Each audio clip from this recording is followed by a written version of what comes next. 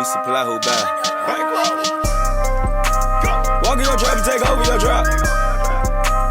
Walk in your trap and take over your drop. What's up, y'all? Thanks for tuning in to another episode of the podcast. I'm Nick, and this is Ballin in the Blitz. Good week, man. We got a good week's matchup. The Steelers versus the Patriots. Now, before we jump into the Steelers versus the Patriots, I want to remind everybody, we walked up into Cincinnati last Sunday and beat the Bengals. You paid to watch me today. You paid to watch me today. Let's go. I don't know about y'all, but I had a good victory Monday. I mean, the salty Bengals fans just all over Twitter and Instagram. I love it. From Jamar Chase flicking off Minka, like, salty, man. Come on. I don't think the Bengals fans were taking it that well. But it's all good because guess what?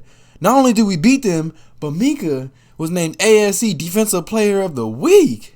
That's Depoy, man. I see it this year. That's Depoy this year. Let's go, Minka. Yeah, but man, let's jump into the Steelers versus Patriots. Ah, man. Bad blood. That's all I can say. If you're a Steelers fan, you can't stand the Patriots. Every year we go and see them in the playoffs. When we make it to the playoffs, they're always in the way. Every single year we're in the playoffs, they're in the way. They just know they got our number, and it's like Patriots are like our kryptonite or something. I mean, I don't know if it's just Tom Brady or Bill Belichick. Maybe it's both, but the matchup between them, it just never goes good. It's been a while. I think it's been 3 years now since we played the Patriots. But yeah, we just struggle against Bill Belichick and Tom Brady. Tomlin's record is not good against them, but Bill Belichick versus Mike Tomlin, it's always a good matchup. I mean, it's not like they just walk up in there and just walk all over us, you know. But, I mean, Bill Belichick versus Mike Tomlin is good. Both defensive coaches, I mean, top 5 coaches in the league right now, in my opinion. In my opinion, those are some really good coaches when it comes to the matchup. But, yeah, they're, like, really big on defense. So, like, when you see those two play, it's defense versus defense, you know. And, yeah, Tomlin is 3-8 against Bill Belichick. Not the best. Ben is also 4-7 against the Patriots. So, like I said, I don't know what it is. The Patriots just have our number every single game. Every once in a while, we get that win. I think last time we played, I think we did end up getting that win. That's the one I want to say. Not for sure, but I want to say that's the one Joe Hayden had got that interception. Picked off Tom Brady at the end of the game. But, yeah. Mac Jones, I don't know what to say about Mac Jones. I don't know how to feel about him. I mean, sometimes I feel like, is he that guy? And then sometimes I'm like, all right, well, maybe he just looks like that because the organization he's with. He's with Bill Belichick. Josh McDaniels, one of the best offensive coordinators in the league. He's not there anymore. I mean, he went and took a head coach spot with the Raiders, but when he was there, I mean, he's like the heart of the offense. It's not Bill Belichick. Bill Belichick's defense. That's a defensive coach. But Josh McDaniels held that offense together. So I don't know what to say about Mac Jones. But before I get into Mac Jones and the quarterback situation they got, I just want to point out one key thing is that Steelers offense needs to step up in this game. We know defense is going to ball out. We know what our defense looks like. Our defense has always been like that. But yeah, offense needs to step up. Now I know it's going to take time, and I already said, you know, it's not that Mitch had a bad game or anything. Offense didn't have a horrible game, but it's not what's going to get us to where we want to be, right? It is definitely going to take time. We got to be patient. We know that that Mitch is trying to learn the team. You know, he's trying to gain that confidence. Like, learn that this is my team, you know. Just gain the trust of these guys. So, I'm going to be patient. I'm going to sit back. But we got to play better than last week. We got to. I think he'll learn. He'll learn, definitely. But, yeah, quarterback. Mac Jones, Alabama boy. I don't know what Nick Saban does over there, but, man, he's got it put together. And everybody knows that. He's always competing every year. He's always that number 1 or number 2 team, always in the championship. I mean, Mac Jones is a dog, right? He won the championship for Alabama. And it wasn't just Mac Jones. It was just the whole team. The whole team is just good. I mean, especially defense. So it's just crazy that Mac Jones was able to play with Alabama, this, all-around top elite defensive players, as a team.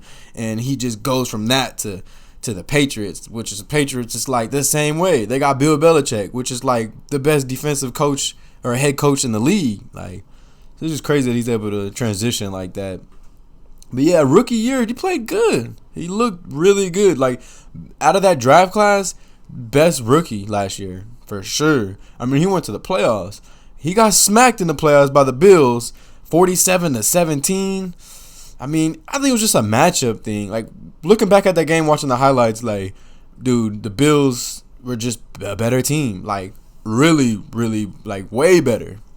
And, I don't know, just seeing Mac Jones with Josh McDaniels, he looks a little more comfortable. Josh McDaniels is able to guide him in the right spot. Seeing him play last week without Josh McDaniels, I don't know. I don't think he's going to be able to play as good as he was last year.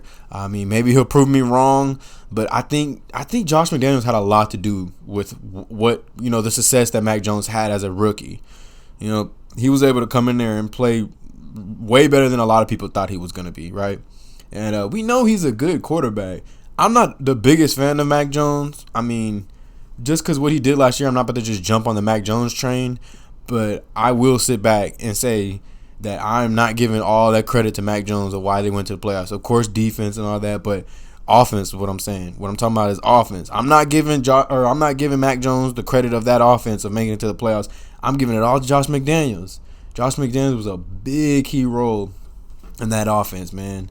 But yeah, there's a lot of questions that are people asking that, what's it gonna look like without him? Now that he's gone, is it gonna be the same? Is Mac Jones gonna look the same? And we seen it week 1. I don't know, man. It's not that he played bad or anything, but he wasn't able to do enough to get the win. There's a lot to go with that. It's not just Mac Jones.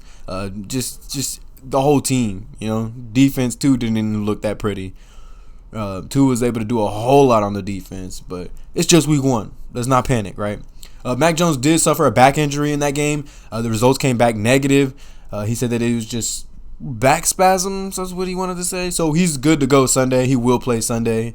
But yeah, he didn't look good against Miami. I feel like Mac Jones could play better than that. Watching him play Miami, he threw the pick.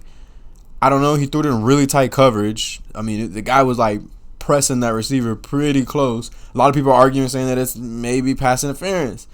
I watched it a couple times. I didn't really watch the game. I didn't watch the game at all, actually. I watched some highlights. Definitely watched the pass, or not the pass interference. I definitely watched the pick over and over. And I don't know, it's too close to call for a pass interference. That's probably why they just let it slide. So you can say what you want to say. I mean, if it was a pick, it was a pick. They still lost, though, by, more than one touchdown. So you can say what you want. But Mac Jones, 21 for 30, 213 yards, and a touchdown, and then the pick. The stats don't look that bad. 21 for 30 isn't too bad, right? He still went over 200 yards, but it still wasn't enough to beat Miami, right? So I wouldn't even blame or even say Mac Jones had a bad game.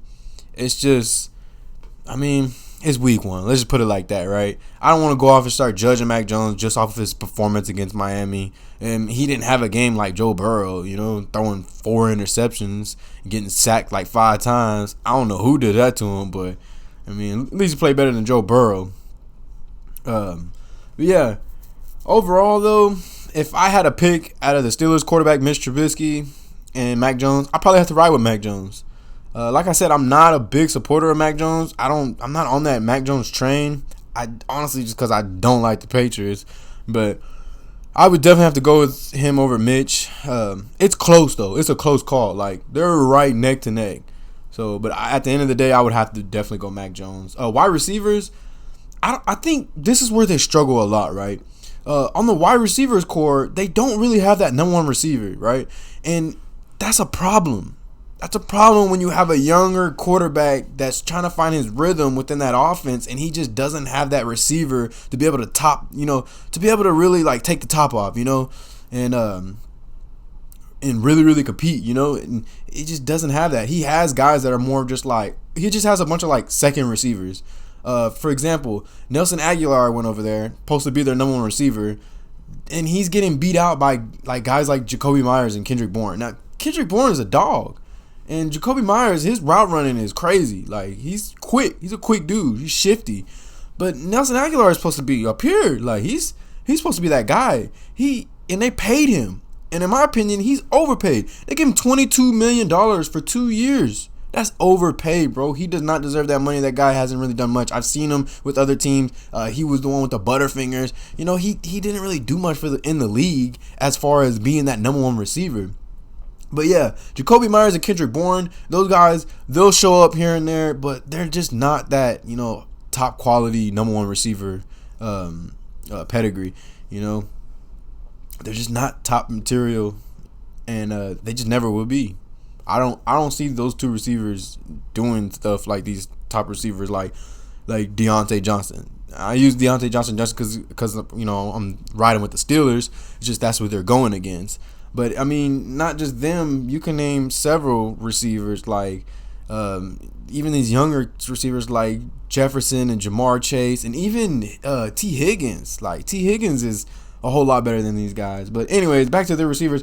I mean, Kendrick is a dog, though. He had 2 touchdowns in that playoff game last year. So he was the only one to be able to really show up for Mac Jones and put some numbers on the boards.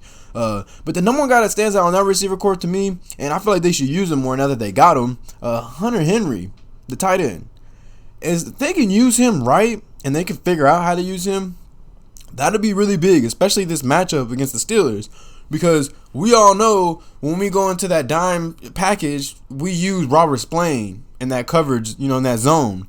So we know Robert Spillane ain't the best, right? He's good at coverage, don't get me wrong, but he's just, I don't know, that matchup with Robert Spillane and Hunter Henry won't look too good. I don't think it will.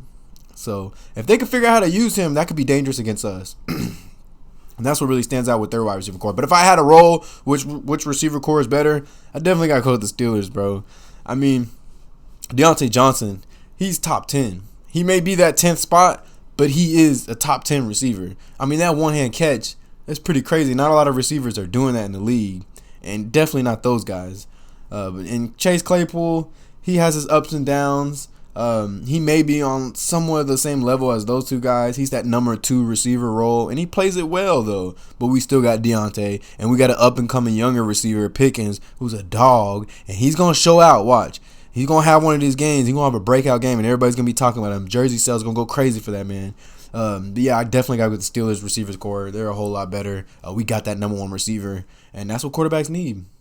Running backs, they have a good running game. I give them that. Patriots always have a good run game. They've always used the double back system, and their 2 running backs that they use for what, 2 or 3 years now. Damian Harris and Stevenson, they do their thing. They did their thing last year. They didn't have a crazy game against Miami last week, but I'm scared of those guys. And the offensive line is supposed to be crazy good this year. They went and made some improvements. They went and grabbed some guys, right? So I don't know, man. Knowing Bill Belichick, he likes to run the ball. So if they can keep that ball out of Mac Jones' hand and just run it, they'll win all day like that. But that was the problem. They couldn't do that last week. Damian Harris had 9 carries for 48 yards. Stevenson had 8 carries for 25 yards. So Stevenson definitely couldn't get it going. And Damian Harris, I mean, he didn't have no breakout run. 9 carries for 48 yards, that's not that good, you know.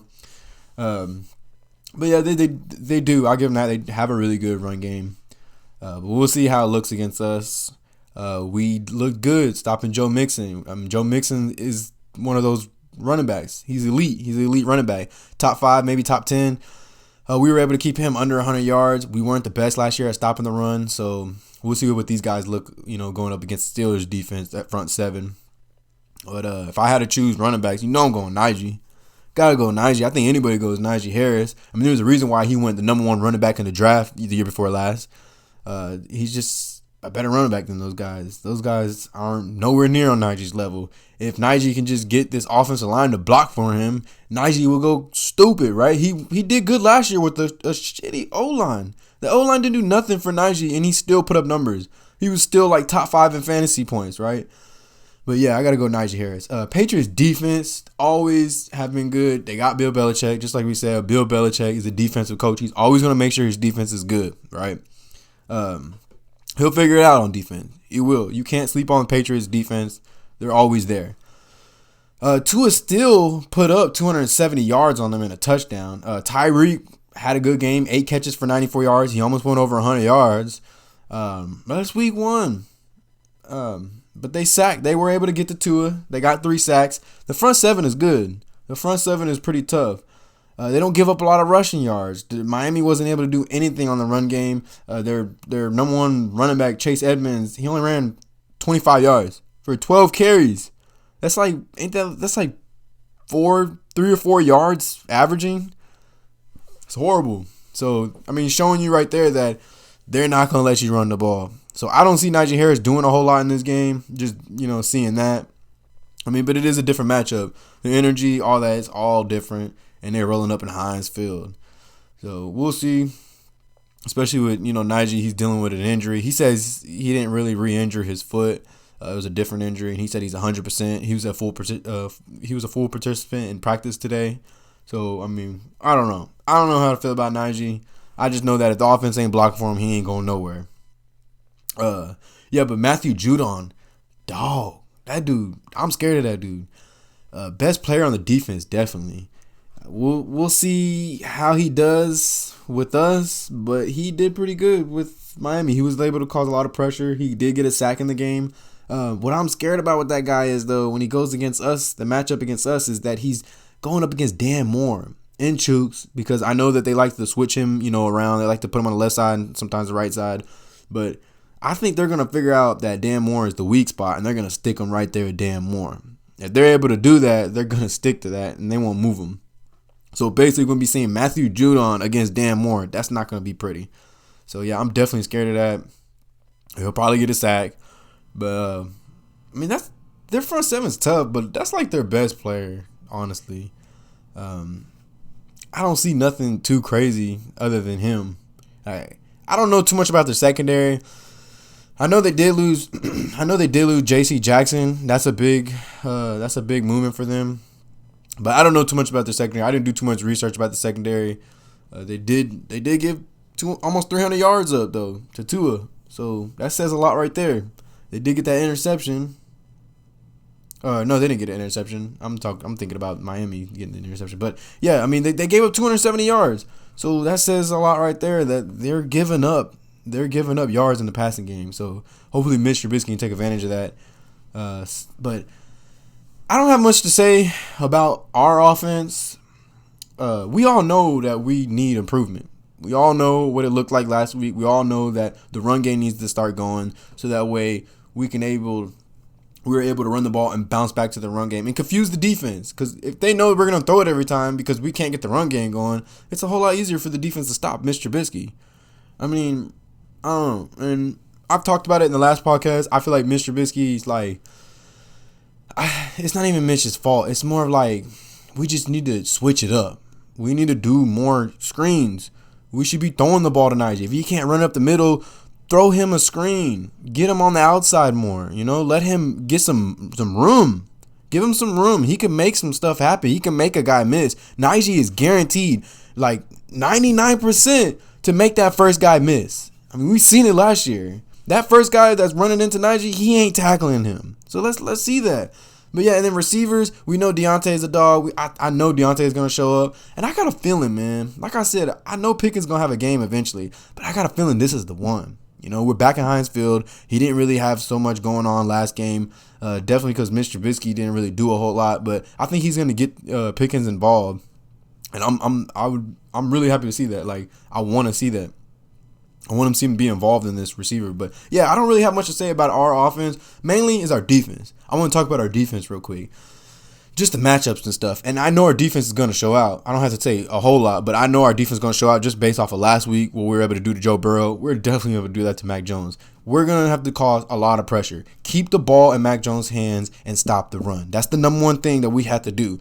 Our secondary, I have 100% faith in them. Them dudes played their ass off last week. And just the matchups, it's so much easier. Like, I mean, if you look at Cincinnati's wide receivers compared to the Patriots wide receivers, oh, bro, that's like Cincy's, no doubt about it, has way better receivers. Jamar Chase, T. Higgins, Tyler Boyd against these guys, like Kendrick Bourne. I mean, I'm not trying to dog the dudes, but they ain't got nothing on Jamar Chase. And Jamar Chase did his thing against us, but for the most of the time, we were locking him up. Not to the very end he was doing stuff, only because we were getting tired. But yeah, one of the matchups I want to talk about is Highsmith. Highsmith had a crazy game that, we all know about the 3 sacks. That's the best game I ever seen Highsmith play. It was a lot to do with TJ doing a lot of pressure on the other side and allowing Highsmith to get in there and create a lot of pressure on Joe Burrow. But Highsmith is going up against Trent Brown. We were just talking about Trent Brown. Trent Brown is one of the guys they added, and he's a dog too. So it's a dog against a dog, and I mean, let the bigger man win, right? Highsmith is quick. He's really athletic, so I feel like he's going to be able to work Trent Brown a little bit. That's just my opinion. Basically, and especially coming off of a big game like last week, he's going to want to do that again. So hopefully he's consistent in this game and he's able to do some stuff against Trent Brown, but it's going to be a good matchup regardless. Isaiah Wynn is on the opposite side, and that's the guy TJ Watt was supposed to go against.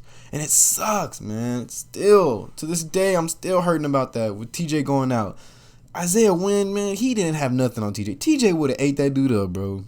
TJ would have had him 2 or 3 sacks. I mean, it would have been easy money all day for TJ. But we're probably going to be starting Malik Reed. I see us really rotating a couple guys out. But mainly I think Malik Reed will get most of the snaps. Hopefully he can have him a game against Isaiah Wynn. I don't know. Hopefully we can see him show out, being that TJ is going to be gone for a while. But like I said, we have to cause pressure. We got to keep that ball in Mac Jones' hand. As long as we can keep it in his hand, stop the run, we can cause pressure all day on Mac Jones, and he's going to make a mistake, right? If Joe Burrow is making mistakes when we're causing pressure, Mac Jones is definitely going to make a mistake. Now, their offensive line is better, so it's going to be more of a struggle to get to him. But we'll see, man. A question I have, though, is can our inside linebackers stop the Patriots tight ends? I didn't really see them use them in Miami. So it makes me think, I don't have to worry about that. But it's still a question that's been lingering in my mind, right, going into this week. And I'm like, I'm not too proud about our inside linebackers. Miles Jack, don't get me wrong, he's good, right? Now, in coverage, he's okay. He's more like stop the run, And we're still trying to figure out the thing with Devin Bush. He played way better. I'm proud of Devin Bush. He played way better. But at the same time, I don't know, man. We struggle a lot with those tight ends. And Hunter Henry ain't no joke. So I see Hunter Henry having a good game. Just hopefully our inside linebackers are able to step it up and stop this guy. DBs, no question about it. Just like I said, I mean, since these receivers are way better, and we were able to hold our own. So I have 100% faith in those guys. Cam Sutton's a dog. Wallace is back. So we should be seeing him out there. Levi Wallace is back. He practiced today. And then who else? It's just our whole secondary is just good. I'm trying to think of Mollett. I don't know why it slipped out of my mind. Mollett. He played good, man. I know I said it in the last podcast, but I got to give him props, man. That dude played lights out. Shut down, right? Witherspoon. That whole game, Witherspoon was out there just locking Jamar up. He couldn't do nothing in the beginning. Now they did get tired, and he started giving some stuff up. Excuse me. But Witherspoon played lights out. Our front seven,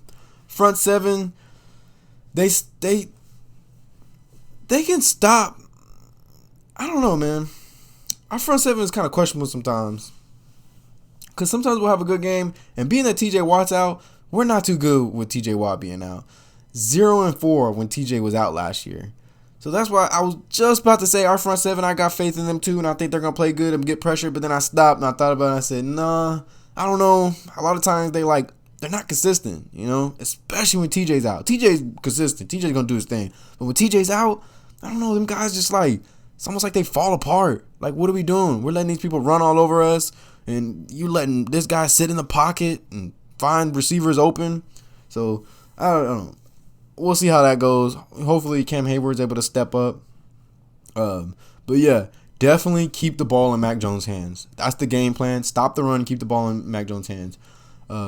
With this defense, though, going into New England, one thing that really stood out was Brian Flores. So as y'all know, Brian Flores was with New England. He spent 11 years in New England. So I think that's going to be a really big impact on how our defense goes up against the Patriots. Just because Brian Flores knows how it goes in there, the schemes and just the in and outs of just Bill Belichick. He knows how he likes to play. He knows what he's probably the guy to know what's Bill Belichick's next move, just being there so long, being around Bill Belichick. So that's a big impact on the game. But yeah, that's all I got for those guys. Before we end the podcast, I just wanted to bring up the injury list real quick. I mean, as y'all seen already, TJ is officially on IR. He's 6 weeks out. I'd rather him go longer than 6 weeks, man. I don't know. 6 weeks just sounds like not enough. I mean, I'm not trying to say I don't want the guy back, but if he can go 8 weeks and stretch it, 2 weeks longer than that, do it. I want him to come back fully healthy. I don't want him coming back tearing that, his pec again. I want him to be fully healthy after the bye week. Let's go, right? Mason Cole today was limited practice, but he should play. He's dealing with that ankle injury, but I've heard that he's definitely going to play. Najee and Levi Wallace are definitely back. They were full practice today, so that's a plus. Patriots injuries, there's not really nobody really hurt over there other than when we're talking about Mac Jones dealing with the back spasm. They labeled it as illness, but I'm pretty sure that's the back spasms. Trent Brown, he was limited. He was dealing with the ankle injury, but I'm pretty sure he'll play as well. But yeah, they didn't really have a lot of guys on there. As for us, too, well, I mean, both teams are somewhat healthy other than us losing TJ Watt. Sucks, but I mean, yeah, that's it, man. That's all I got for this. Hopefully we can go get the dub. I mean, of course, I'm going to give you all my predictions. That's a tough one. Because, like I said, Patriots always have our number. But I got to roll with the Steelers. I got Steelers winning, man. The score, I'm going to have to go... I'm going to have to say 20-13. Yeah, 20-13. I see Mac Jones only putting up one touchdown. I think it's going to be late, too. I think it's definitely going to be a defensive game, but I see Mitch playing better. I see him being able to put up at least 2 of those touchdowns. The rest is just field goals from there. And I think defense will have a lot to do with that win, just like last week. I just feel like offense will step up and not put us in that situation like last week. Not put us in a situation where we have to go in overtime after we just made them turn the ball over like 5 or 6 times. But yeah, 20-13. That's what I got. Steelers winning. We're back in Heinz Field. Let's get this dub at home and move on to the next week. Yeah, y'all don't forget, go click the like button. Please subscribe. I appreciate y'all tuning in to this podcast. This is Ballin in the Blitz.